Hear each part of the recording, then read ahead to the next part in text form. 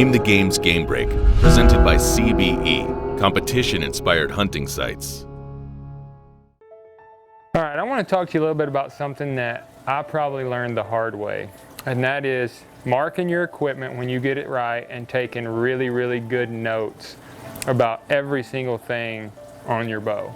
And what I mean by this is everybody out there that shot a lot has had that bow that literally shot so good that you remember, that you talk about, man, I've never had a bow that shot as good as such and such bow. And so have I, and I wish I'd give anything if I had taken notes of that setup, holding weight, poundage, every single measurement on it, because if you're having trouble with the setup you have now, you can always go back to those notes and look at and compare the bow you're shooting now to that dream setup that you had 2 years ago.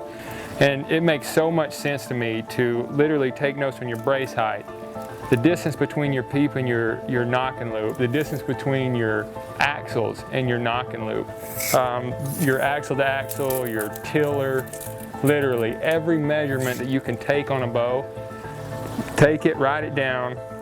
Once this bow is extremely perfectly tuned and you are loving it, take a minute and take all these measurements.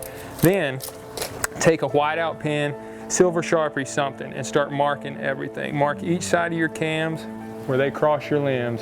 Mark your rest, everything that can move on this bow, mark it. Mark your peep height, everything. So if you're in a situation, you're out in the field, you're walking through the woods, you drag your peep across a tree, or something just starts not acting right, you can go back and look and see if anything on this thing has moved. And between keeping notes and marking every single thing on your bow, it's really going to narrow down what you're having trouble with or what the problem could be if one arises. This tip's helped me so much, and I hope it helps you too.